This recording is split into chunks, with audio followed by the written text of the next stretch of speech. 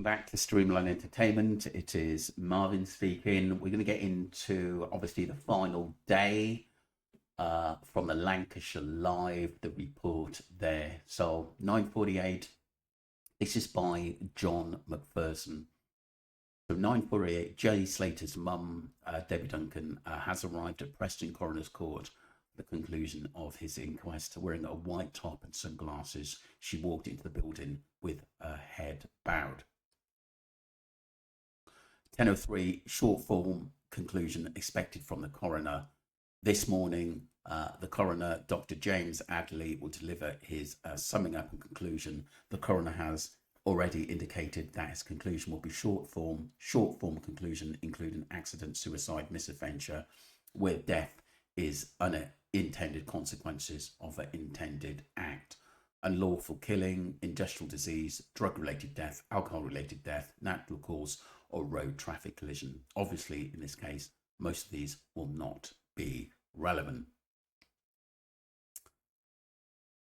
It makes you wonder how they come to that conclusion very, very quickly. That was by Amy Fenton. 10:11.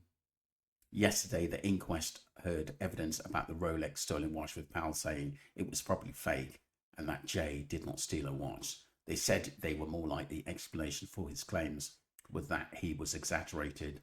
Our reporter, Amy Fenton, who has been following Jay's tragic story since the very start, detailed all the evidence heard about the watch in a separate piece for Lancs Live. So that information is there for you to talk about at the end of that. I don't know. I don't believe that Jay ever stole a watch, to be honest with you. And I believe it was to collaborate in basically a story of Jay's journey, basically to his demise, which we know a lot of it is untrue. Coroner's about to come into court to resume inquest. The coroner is about to come into court.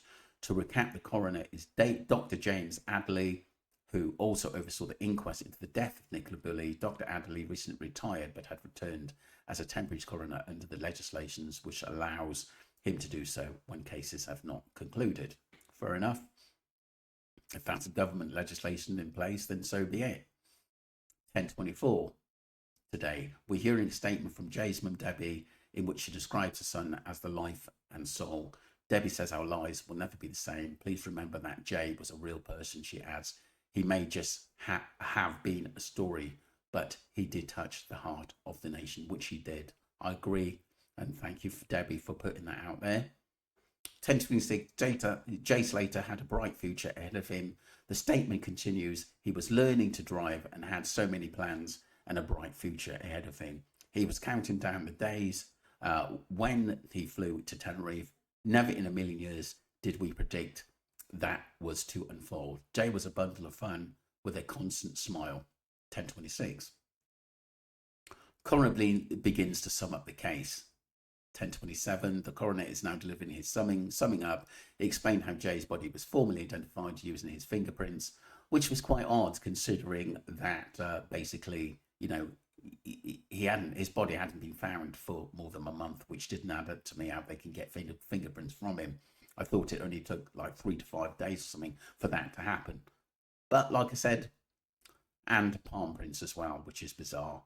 The post-mortem noted that Jay's body had undergone extensive mummification, this is what I'm talking about, due to him being out in the hot sun for several weeks before he was discovered on July the 15th. 10:30, Jay Slater's death was probably instantaneous pathologist. Pathologist Dr. Mark Shepherd said Jay's death was probably instantaneous. The cause of death was a severe traumatic brain injury. I hope it's some consolation to the family that Jay would have been unaware of the situation of his fall. A toxicology test revealed Jay had taken MDMA, cocaine, and alcohol prior to his death.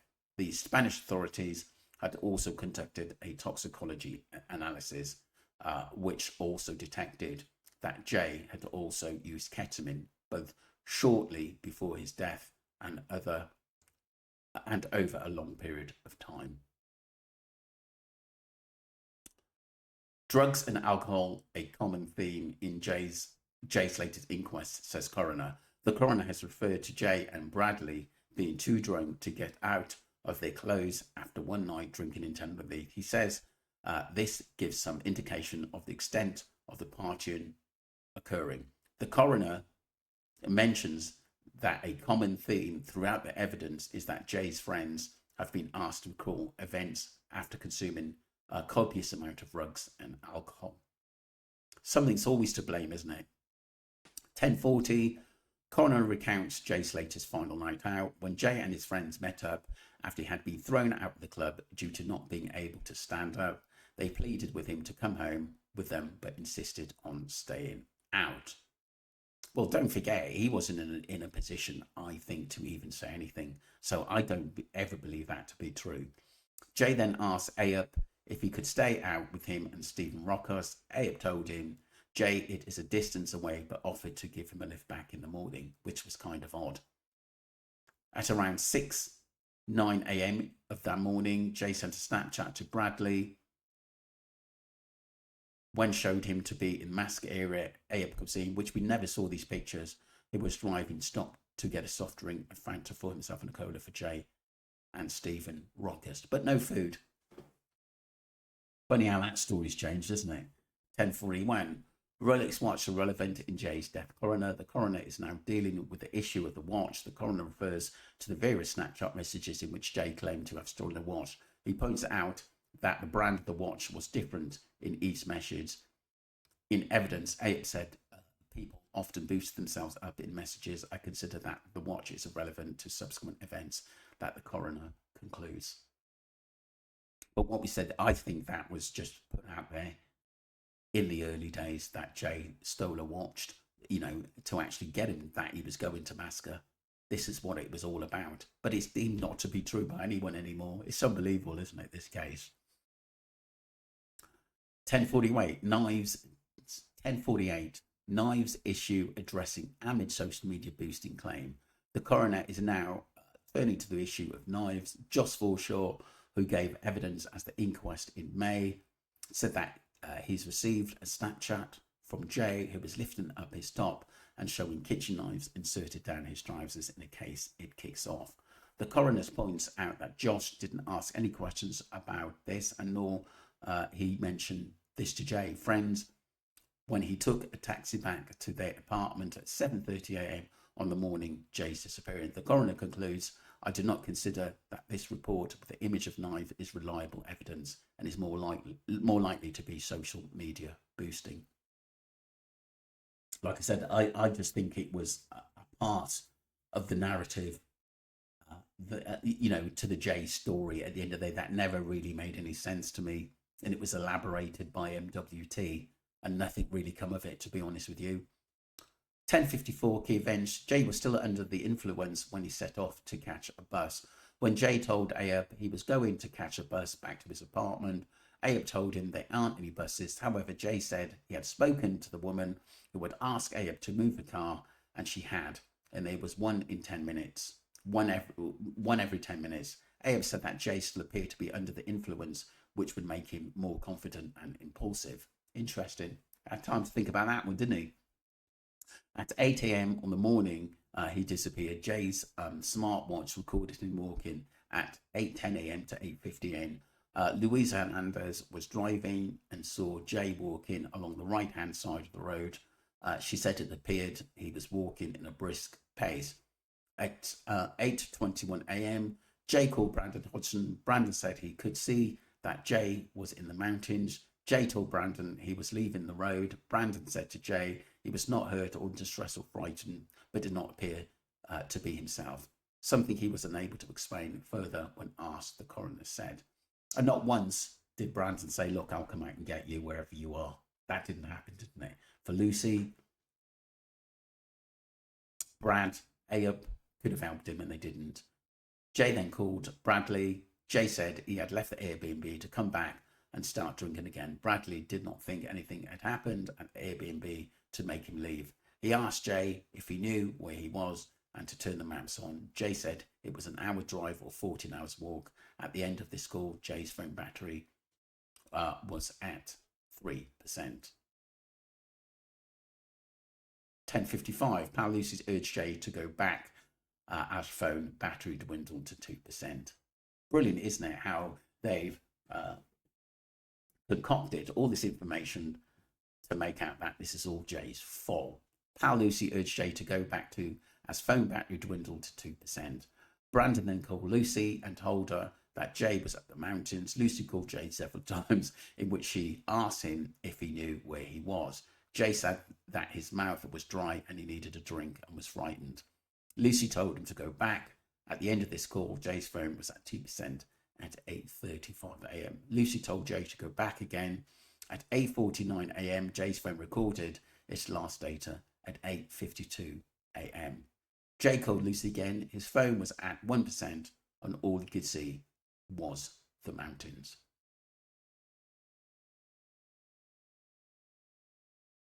"10:58 people. Jay Slater was found 29 days after he went missing.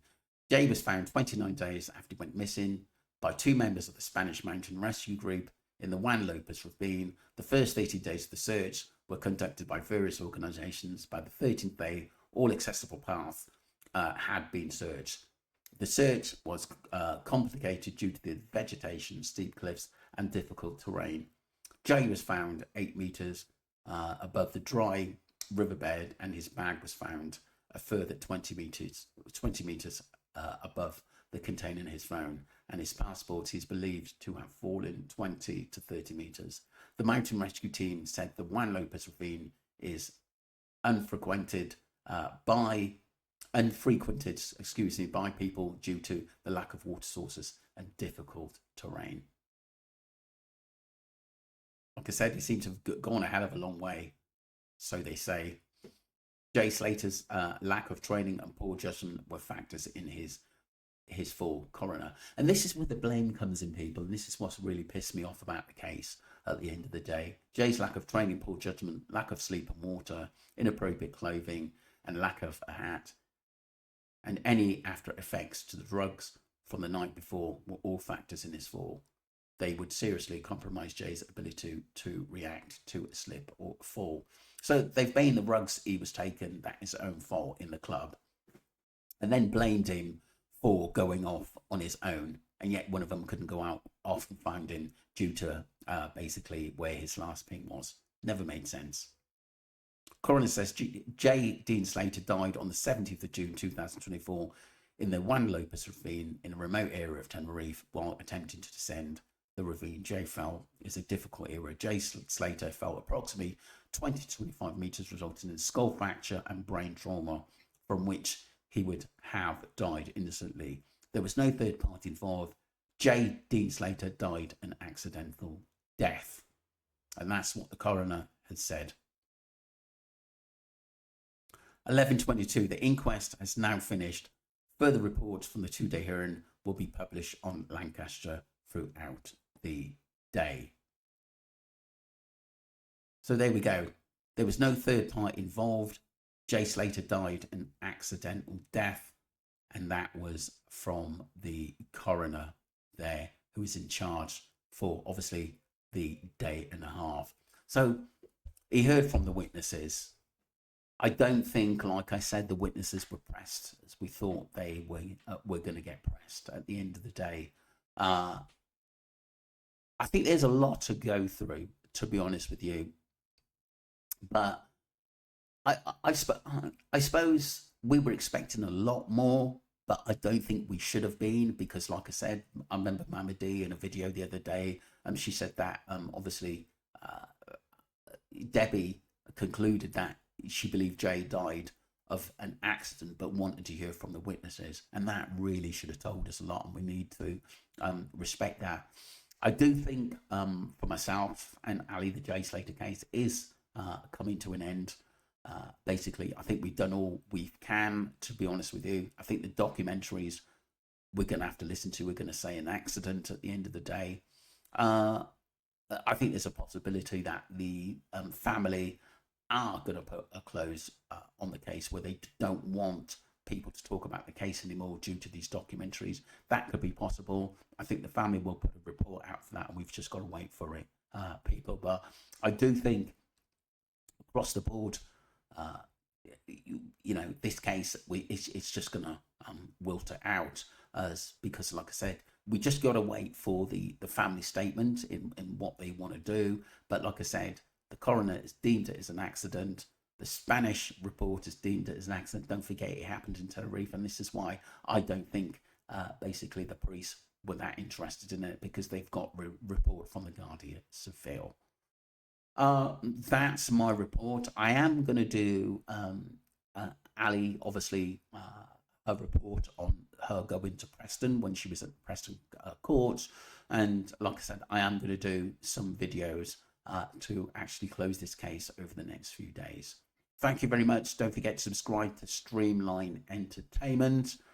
I guess I was expecting a little bit more. I've got to ponder over a lot of things, because a lot of things were happening at once with obviously Ali there, and also other reporters there, which I knew there was a lot going on as well.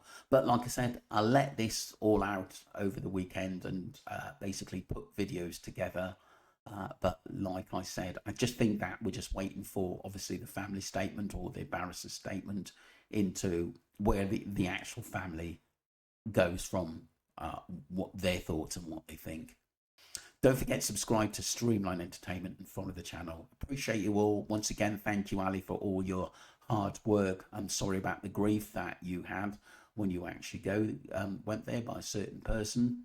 But like I said, but at least now you can rest, and we appreciate all the hard work that you've put into it. Thank you for the Streamliners as well.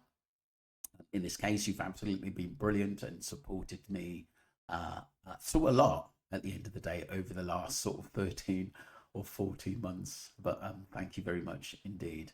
Don't forget to subscribe to Streamline Entertainment, the ones who haven't. And like I said, I will do breakdown videos over the next few days as well, and look out for any sort of statements from the family. Thank you very much indeed. Take care of yourselves and have a wonderful weekend.